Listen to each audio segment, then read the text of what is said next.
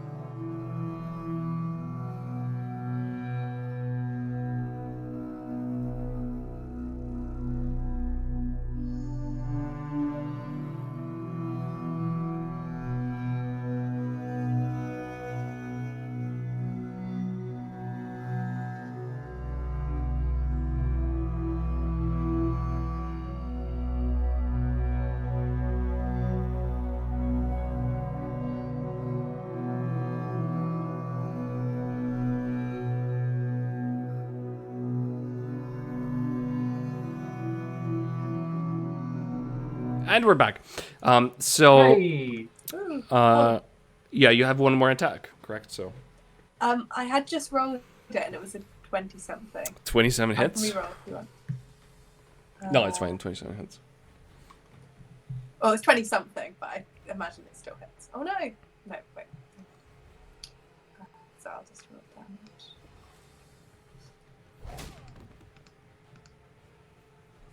I must roll the attack before rolling the damage. So I'll attack again.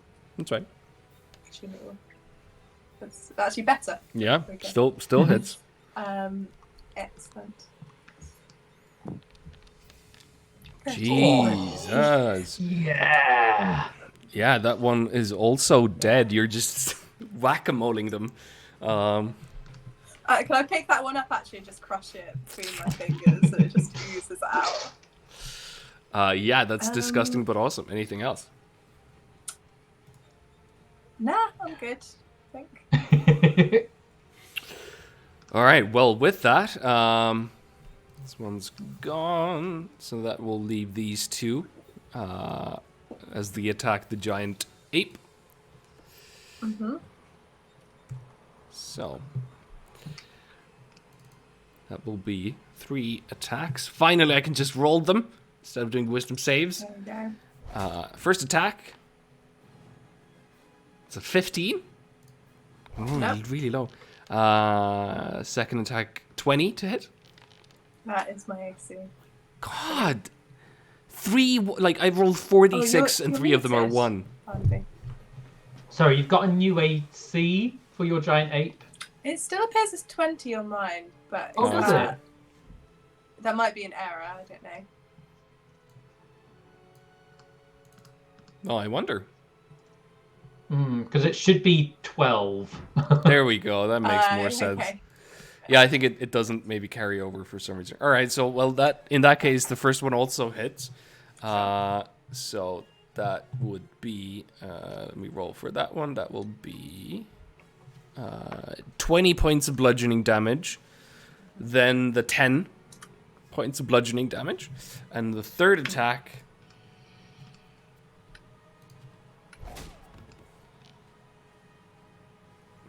20 to hit, which also still hits. And that's another 16 points of bludgeoning damage. Okay. And you are grappled by... Yeah, you're a huge creature, and that can still be grappled by this.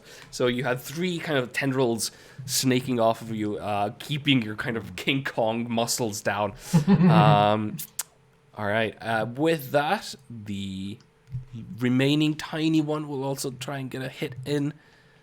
And that will be just one attack, which rolls almost natural 20. It's a 19, which hits the ape. And that is another grapple and 10 points of bludgeoning damage. Mm-hmm. All right, with that, Lamaruntas moves forward.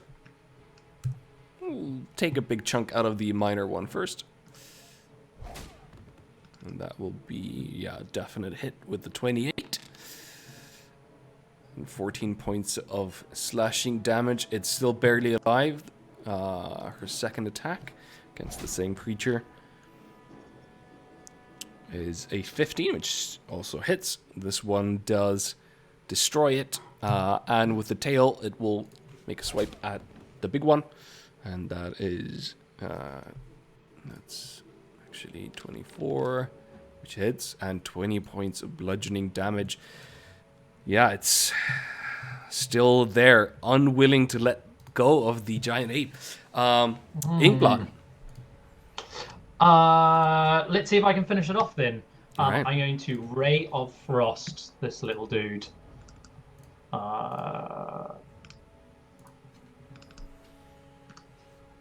Is attack. The little one's gone. Sorry.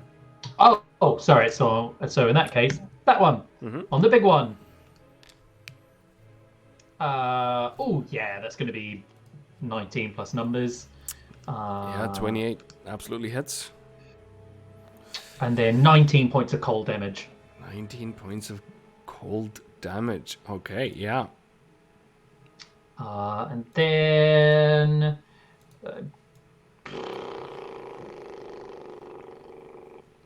that's it. I'll take a step back, so I'm behind Fennec. All right. And Fennec, would you like to perform? What would you like to perform from? I've prepared an Eldritch Blast today. Yeah. Allow me to demonstrate.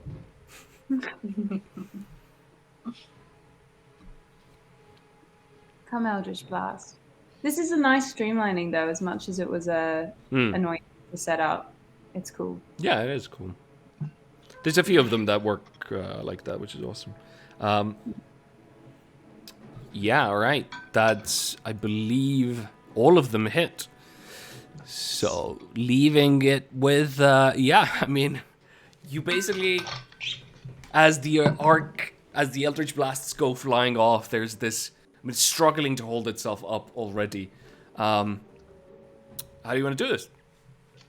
Yes! Yes, my hungry sharks. My hungry sharks are like chomp, and they're like literally feeding frenzy, and they, just like the malleables have been splitting, they split into smaller bits and go around like a firework display around the whole thing. And then there's just one shark at the end, and it goes gulp with the final piece of flesh, and then it's gone, and all the sharks puff into satisfied smoke. Yeah. It's like a feeding frenzy when you like they throw the stuff into the ocean, chum, and just there's blood everywhere, oozy flesh falling from the skies, and then there's nothing as the sharks eat it. With that, we're out of combat. A massive dragon staring down a giant ape, and the two of you there, as well as Mr. Bebbert, who is just soundly asleep in the corner.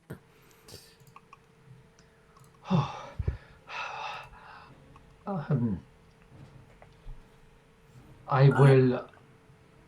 Oh no! Go! I want to leap over to around Ink and try and like pat Ink on the head to say thank you. But... Ow! You're just good. Like trying to like push up your finger. Like you are very strong. It's okay. I just And lift my hands back and sit back on my hind legs and like wide eyes, like a puppy that's done something wrong, but except I'm an enormous red ape. You are absolutely delightful. But I think we should have you back, and I'll sort of pull away, and like the papers will like fly off you and fly back into my book, and it'll be leaving you with just your normal form. That was quite a display. You crushed them really good. That was so much fun. Thank you. Also, I'm so sorry. Did I hurt you? No. It was okay. Okay. Sorry. It was, the sentiment was there, but thank you. Absolutely. That was great. Whew. Well, that was the cradle. What would have been our downfall should we have gone to meet it. So it's probably good we met it now when we had our acquaintance with us. Yeah, at this point, Labyrinthos smoothly steps forward as a dragon, and then you just see it mid-step almost transform into Mr. Bebbert again as he kind of looks towards you. Yes, I believe if I hadn't been here, this foe would have been quite formidable for you. And I mean, if we hadn't been here, you would have been stuck in one position forever. So, is this friendship? Both of these things are true indeed. You were seeming more and more like the Bebbert I knew before. How are you feeling? I'm feeling fine. I'm gonna cast a look at Stan, Raya, and Inkbot. Do you not like my form? I can offer something different. No, it's great. It's great. I think I am done with this place. Yeah, I think we've gotten a lot out of this place. We've gotten a lot of answers. That fight took a lot out of me. I we mean, have in a another very permanent way. In a permanent way, what do you mean? I mean, I think it will be. I don't know. I just feel like my muscles have depleted. Like I have. I move my charger. Like I can probably take fewer hits than I could before. Oh no. So, Okay. yeah, not great. Well, since I'm returning your original body to you, it shouldn't really carry over either way. Oh. But I need to do this outside the moorland. It is a difficult place, as I'm sure you've all experienced. To cast magic here is a risky endeavor. Unless, of course, you're in a hurry. No, I think you should take us out of here and maybe sit down on the star peaks or nearby.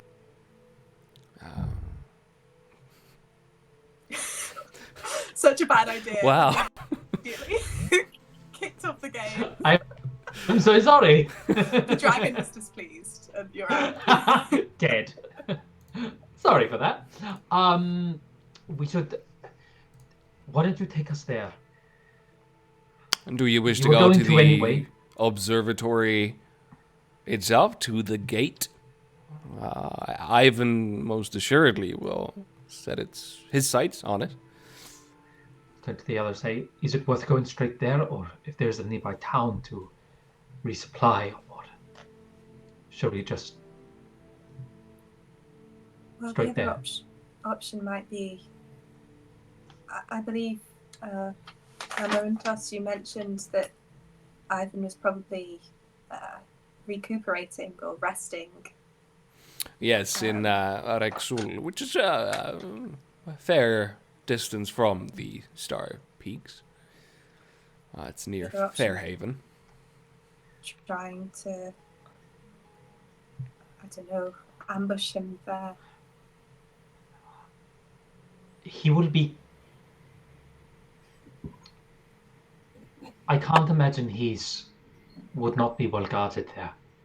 That maybe his disciples are there, that there is a larger force. We're at the portal. If we are vigilant, we could ambush him there. I think you're right. That sounds simpler. But what do you think, Fennec? How much resupplying do we need to do? Someone mentioned resupplying. What do we need? I mean, I could do with some healing potions, obviously, if we're going into a big fight. As could I. And some paper. There is many spells I have taken down which I could learn, but We have to that keep brewing requires. wine. Sorry. That's one. Yes, I assume that will still have healing properties outside the morning. that's true. More powerful, probably, than a lot of healing potions. That's true. I've got my So- fingers.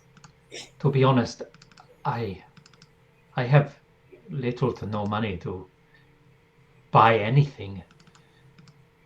I have money. Oh, Happy to trade. well, I need quite a lot of parchment, and I have a feeling the towns around the Star Peaks may not have what I need, but Okay, I have 638 gold pieces. Galifar. I have around the same. We can share also. We can split that equally. So, yeah. I wonder if time is of the essence. I have a feeling our friend here won't wait around as we have a shopping trip. What's the difference between waiting around a little bit and being trapped in stasis for all of eternity? Blue Dragon? Is this an absolute... you're seriously asking me this? What it is a rhetoric by way of informing you that we might need to do some shopping and to entreat your patience in that. Well, I will fly over whichever city or town you wish to land in. but I need to go back to my own homeland and rebrief. Okay. Well, I guess maybe time is of the essence. What does everyone think? I think it would probably be wise to head straight to the observatory and lay in wait for Ivan to arrive, or perhaps even disable the portal before he can get there. I'm with you. Agree. Very well, then we shall fly over the Star Peaks Observatory, and you may lie in wait there. Of course, I'm not sure how or if Ivan knows of the observatory. It might take him some time to discover that location. Well, if we get there first and he's unaware of it, maybe there's a way that we can keep that information hidden from him. Or maybe he'll scry on us and immediately know. but maybe he already knows where it is.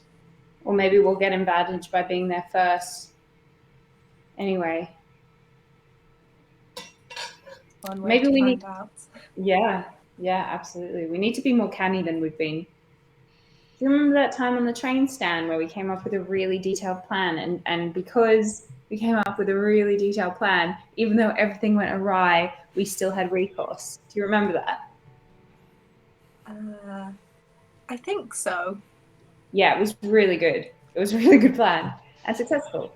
I think we need to do that. We need to come up with lots of webs of probabilities. My vocabulary today is all over the place. I feel like I'm some kind of like corporate we speak thing. Anyway. No, I think webs of possibility is exactly what we need. Okay, cool. It's maybe a DM quest. Mm-hmm.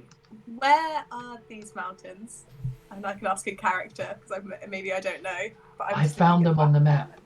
Okay. I don't know if you can see my little pointer. If you go up to on there, it's like to the there. right. Oh, interesting. I think that's it. Oh no. All right. Oh no. Sorry. Well, in that case, please follow me. Fine. What about real Bebbit? What about him? Will you take him back to Sean? Oh, I wasn't planning on it. I think we need to make sure he gets home okay, surely. Okay. I think the dragon should do this since the dragon's been riding around in his consciousness and borrowing his body, and that's part of the reason he survived. So I reckon do owe it to him. Trip to Sean. Well, practically, I suppose, because he is a link between us in terms of communication, I suppose I can drop him off outside the moorland, and then he surely can make his way back. Maybe that should come with us, actually. And I'm going to say firepower.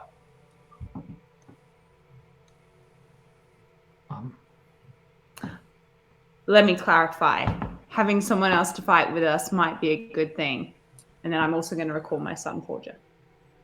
I suppose if it seems like we might have some time wherever we're going to be, if Beb was with us, we might be able to teleport him back somewhere. I would be able to send him back to Sean, to the university, but I would be able to send him there. Assuming we don't immediately arrive in danger, which is not But a safe assumption ever. But I feel like if we are going to do that, I should do it now. Because I wouldn't want him to know where we are, because I'm sure that the scholars of Moorgrave and its head are after me, and my tome of the close circle. So I would like, if we're going to send him, if Lamaruntos cannot take him to Shan. I would like to send him to the back myself now. I think perhaps that might be the best thing. I mean, I don't know, but I'm just not sure how much this Beb is going to be a sort of powerful ally in combat. And they do not know us. The real Beb. You heard what he said. He was wondering who we were when he awoke. He will most probably have some ideas, some semblances, but yes, most of that year has been removed from him. And again, he is a prominent merchant, but the little magic that he could do, I elevated. With me not being there, he is quite powerless. So we send him back now? Yes, I think so. Because you have known... Well, this is the first time I've met Bebet, but... Well, second. But you've known him for a long time, and that sleeping man, that's not the person that who you're rescuing. This is, for better or for worse.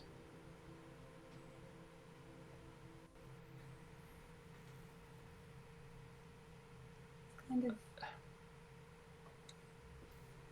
Oh, I mean, I'm obviously very glad we rescued you, Amarantos, but it's still a bit of a small loss, in a way. This person we thought we knew. I'll hit to one of the hollow ground and clear it, and I'll start to carve out a teleportation circle to Mulgrave University. All right. Labyrinthus walks over to Mr. Beppert. Just kind of, almost like kind of a Superman thing, just holds him up with one hand. Maybe don't wake him. Just put him in the circle, and we'll wake him just before we send him back. Fine. Then draw your circle around him, perhaps. And I'll sort of... Mm-hmm. Yeah, so I'll like nearly finish it, and then I'll sort of issue to put Bibbit in the center. Yeah, so as you finish the circle, you all watch the blissful sleeping face of... Oh, like, I think wake him first, but like Okay. so he's in the circle so I can finish it so like he can't run or... So he knows what we're doing. All right, well, as Mr. Beppert, you can see kind of Lamoruntos wave his hand, and Mr. Beppert kind of gets up in the middle, finds himself surrounded by a chalk circle as he looks at everybody and goes, "Okay, I don't know what you guys people want. I have some money put away. And he kind of is testing the circle at this point. You have been trapped in the moorland for some time. We have come and we have rescued you. This is going to take you back to Shan. Back to your shop. This is some sort of a prank by my wife. She always likes to... You may want to talk to your wife. Yeah, you don't have a wife anymore, but she might take you back now. This is not as funny as you think. I'm not laughing. We were standing next to you. You owe us. We'll talk to you in Shan. Yes, we will come and visit when we can. Oh, were you going to hand a business card? Great. No, you hand the business card. I was going to finish the circle. Hand over when you have questions. Takes it. That's Right. where you'll find us, assuming we're still alive. And I close the circle. You just hear the beginnings of what, and then Everett disappears. And with that, Another instance of great bedside manner from Nick's sons. and with that, we'll end today's session. And Hey. and see what happens next time on Eberron campaign thing. Bye. Bye.